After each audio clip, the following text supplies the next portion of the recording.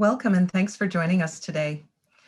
We're here to talk about the COVID-19 vaccines and answer many commonly asked questions we've heard from communities in Hamilton about the vaccines. I'm Pauline Kajura, Project Manager, Community Inclusion and Equity at the City of Hamilton. And joining us today are Dr. Ninh Tran and Dr. Doug Sider. Please introduce yourselves.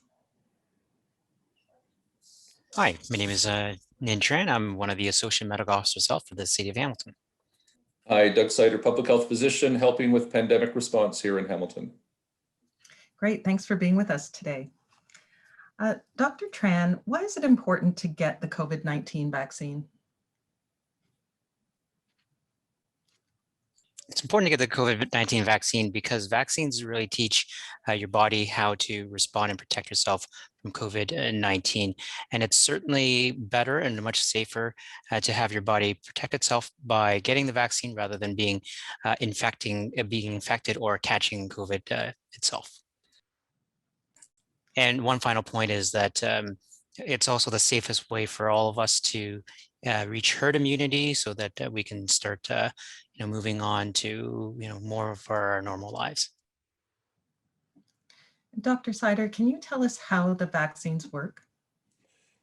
Thanks, Pauline. Yes, it's all about the spike protein. The spike protein are sort of structures that sit on the outside of the virus, and they're the means whereby the virus attaches to our cells, enters the cells, and through reproducing itself causes the infection. So the vaccines that we have, the two major types of vaccines that we have, the messenger RNA vaccine and the viral vector vaccine, basically what they do is they transport genetic blueprints, little bits of genetic blueprints into our cells to tell the cells manufacture these spike proteins. So the spike proteins then get expressed on the outside of the cells that the vaccine has entered into, and our body's immune system then recognizes these spike proteins, recognizes that these are foreign substances that should not be in our body. And so it mounts both an antibody and an immune cell response against these vaccine manufactured spike proteins. So you've got then your immune system all primed. So if weeks or months later you come into contact with the COVID virus, your immune system will identify the spike proteins on the outside of the COVID virus, and antibodies and immune cells will attack and stop those viruses from causing infection. Thank you. Will the vaccines interact with our DNA? No, none of the vaccines can change our DNA. I mean, the mRNA vaccine is a messenger vaccine. It provides instructions or like a recipe to your cells in terms of how to make that spike protein. And similarly with the AstraZeneca and Janssen, is that it's a DNA spike of the spike protein to also help provide instructions to your body to make it. Once your body, the cell, receives that instructions, it actually breaks down those vaccines, and so there's no further changes or interactions. And how well do the vaccines work? Is there one that's better than the other? Is the AstraZeneca less effective? And will the vaccines work on the new strains of COVID-19 that we're seeing?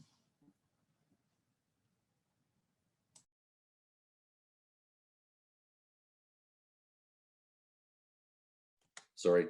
One of the things that you have to recognize is the two messenger RNA vaccines, the Pfizer and the Moderna vaccines, went through their clinical trials at an earlier point in time and in jurisdictions where there wasn't very much variant COVID circulating. So you'll come up with some very high estimates of effectiveness from the clinical trials, 95% for both of these two vaccines in terms of preventing symptomatic COVID infection. The AstraZeneca and Johnson & Johnson products did their clinical trials later in jurisdictions where there were more variants circulating, et cetera. So they have generally a lower effectiveness, but we're not really comparing apples and oranges here, because probably the timing and the locations of the AstraZeneca and Janssen vaccines are more akin to the type of reality that we face now with a much greater circulation of variants. So the bottom line is that all of these vaccines are very good. They're good at preventing symptomatic COVID infection. They are excellent. They are very, very good at preventing serious consequences of COVID infection, especially hospitalizations and deaths.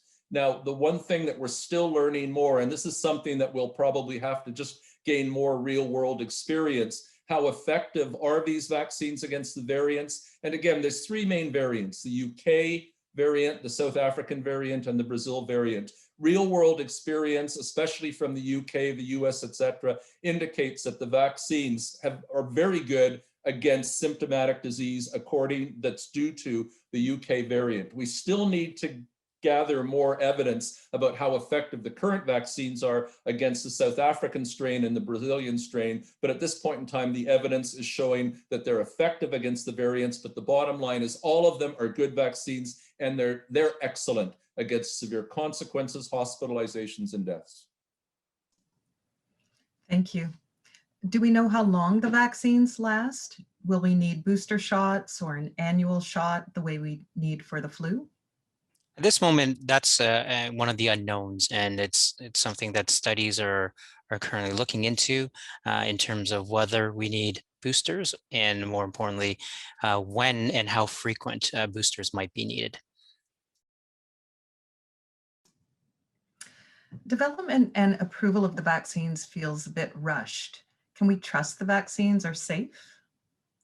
Yes, without a doubt, it's almost been miraculous how quickly the vaccines I mean, Ninh, you and I probably were talking last year about our doubts that we would have vaccines available much before the mid to latter part of 2021. And lo and behold, we're starting to use vaccines as of December of last year. Now, the thing to recognize is there's about three major reasons behind this. One is that the newer technologies that we're using for vaccines, the messenger RNA, the viral vector vaccines, these can be produced and were produced in record time. We had candidate vaccines ready for clinical trials in a much shorter period of time than was historically the case with other types of vaccines. So that's one thing.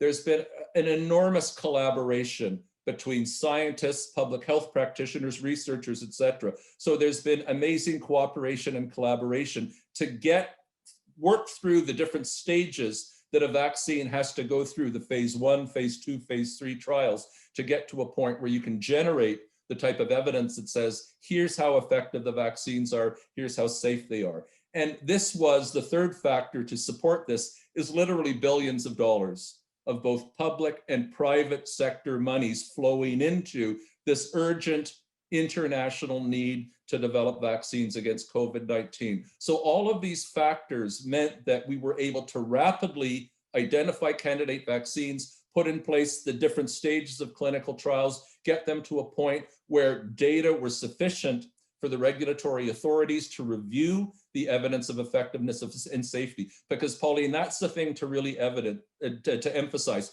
Through all of this, there were no sacrifices, there were no shortcuts taken in terms of providing the data that can assure that these vaccines are effective and safe. And the final point that I'll make is not only did it go into the science of developing and proving these, how effective these vaccines were, a lot of money went in to ensuring that the manufacturing capabilities were going to be there, such that a company that produced a vaccine that was approved as effective and safe had the manufacturing abilities to start generating, if it wasn't already generating, hundreds, millions of copies of the vaccine that could be distributed internationally. That's great to know. Thank you. I'm wondering who was included in those clinical trials. Was gender and race and age taken into consideration? Thanks, Pauline. Yes, I mean, it's certainly, there was over 141,000 participants in the clinical trials combined. of the 4 approved vaccines that are currently available in Canada, it comprises a multiple amount of age ranges, primarily 16 and above, throughout to the senior and elderly population, as well as both genders, a variety of different races. And certainly there's, some additional work and research being done to looking at the under 16 population to look in terms of the effectiveness and safety of that as well. I'm sure many people are wondering, what are the side effects of the vaccine, both short-term and long-term? Well, I lived some of them a couple of weeks ago when I got my vaccine at the West 5th Clinic. There's quite common local side effects such as pain, swelling, redness in the shoulder that you're vaccinated in. Sometimes there's more systemic reactions, fatigue, mild fevers, chills, muscle aches, joint aches, etc. This is all quite common. The clinical trials showed that these are quite common side effects. But Pauline, that's a good sign. When you develop these symptoms, that means that your immune system is responding to the vaccine. You're having a very minor, sort of physical body reaction to the development of immunity against the virus. In terms of, we have to be aware that there's less common side effects. For example, some people, women, not specifically women, but it's relevant in women, they will get local swelling of the lymph nodes in the arm, in the shoulder, in the armpit, etc., which is important to emphasize because women are oftentimes, who have been receiving the vaccines, are also of the age where they're engaged in breast cancer screening with mammography and things like that. So because of the enlarged lymph nodes, there's certain recommendations about, get your mammogram done before your vaccination in case you have some swelling. You don't want the mammogram to incorrectly identify this as a possible consequence of undiagnosed breast cancer. So there's less common reactions like that. Very rarely can be severe allergic anaphylactic reactions to the vaccines, but these are very rare. And usually we're very careful in our vaccine clinics to watch for those symptoms. And we've got the emergency response capability to quickly treat and resolve severe, rare allergic reactions to vaccines. In terms, I think that was the end of that question, wasn't it? Did I answer all aspects of it? So. Yes, you did. Thanks. I have a few health conditions. Is the vaccine safe for me? That's a pretty wide open question. Let me focus on 3 elements here. Pretty much the only people that should not be vaccinated is an individual who has had a severe anaphylactic reaction to a COVID vaccination, or a severe allergic or anaphylactic reaction to any of the components of the current vaccines, okay? Now, if you are someone who's got, you're older, you've got a whole series of chronic illnesses, et cetera, many of these individuals with these illnesses were included in the clinical trials. The vaccine is very effective. Many people with a variety of chronic illnesses are at greater risk of severe consequences from COVID infection, so you definitely should get the vaccine. There were some people that were not included in the clinical trials. For example, pregnant women or breastfeeding women or people with autoimmune diseases. But as we're realizing now, it's not because we were concerned that they were going to have untoward reactions to the vaccine. It's just the way we normally organize, and who is included in clinical trials. So in these instances, we should point out that it has been recognized, especially through wave 3, that pregnancy is a risk factor for severe consequences of COVID infection. And now pregnant women, even though they weren't included in the clinical trials, are recommended as a high priority to receive vaccination. And it's the same with other health conditions that weren't included in the clinical trials. If you have an autoimmune disease, rheumatoid arthritis, lupus, something like that, you're at greater risk of adverse consequences, severe consequences from COVID infection. So you should be vaccinated. Talk with your specialist about that, but I can't imagine there's a specialist in these diseases around who wouldn't say, get vaccinated, especially now when we're in the height of wave 3, where the risk of COVID infection for these people with chronic health conditions is extremely serious. And are there things that we don't know about the vaccines? Yes, Pauline, there are a few things we don't know. And in fact, we've actually covered a number of these areas throughout this presentation or discussion already.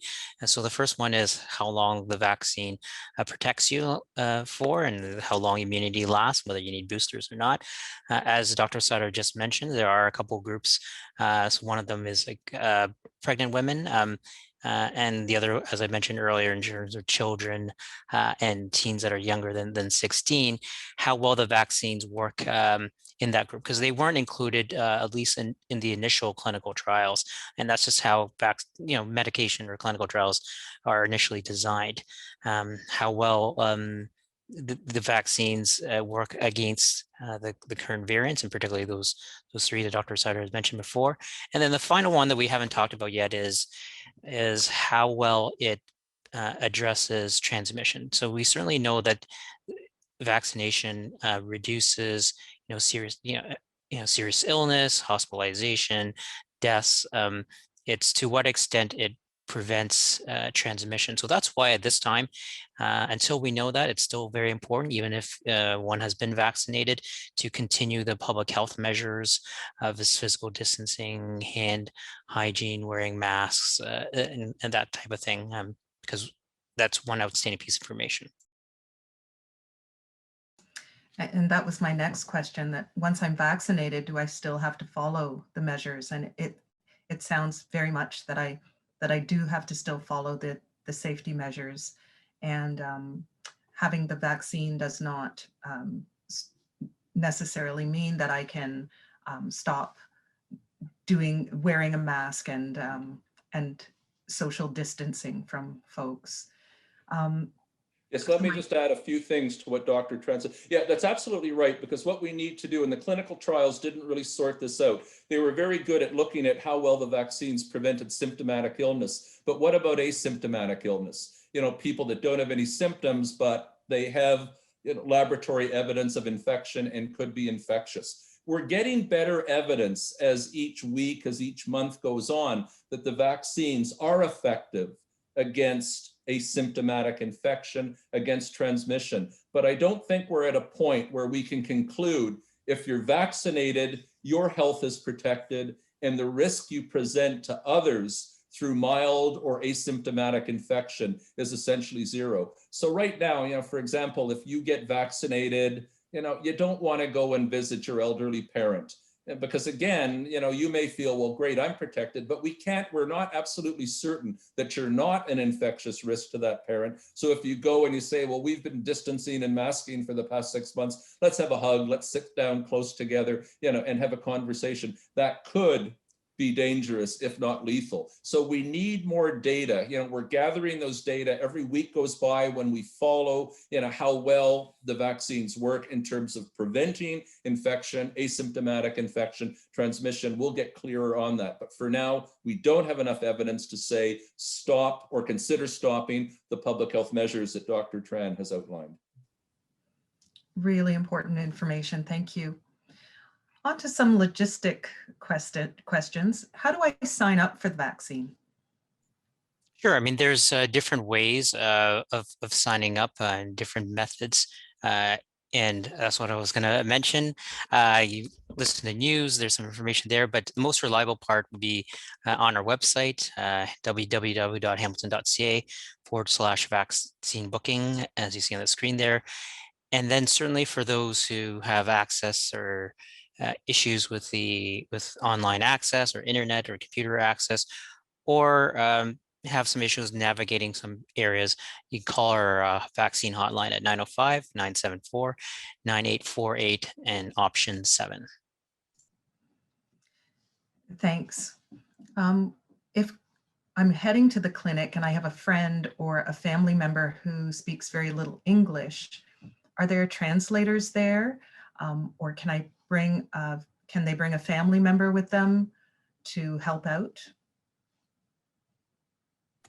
Yes, in our clinics, a support person is permitted to attend with an individual or a couple who are attending for the purposes of vaccination, to help with translation, help support them physically if they need that through the vaccination and aftercare process.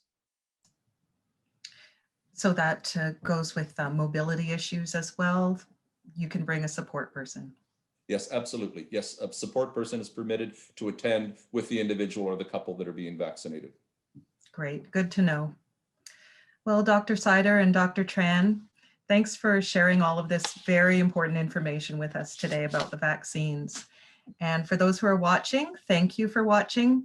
We hope you find this information helpful as you're making informed choices about getting the vaccination. If you'd like more information about the COVID-19 vaccines, we encourage you to visit our webpage, as Dr. Tran mentioned, www.hamilton.ca/COVID vaccines with no spaces. There you can find answers to more frequently asked questions. There are resources for specific communities and resources in multiple languages, as well as some links to information on booking a vaccine appointment. Thanks very much. Stay safe and keep well.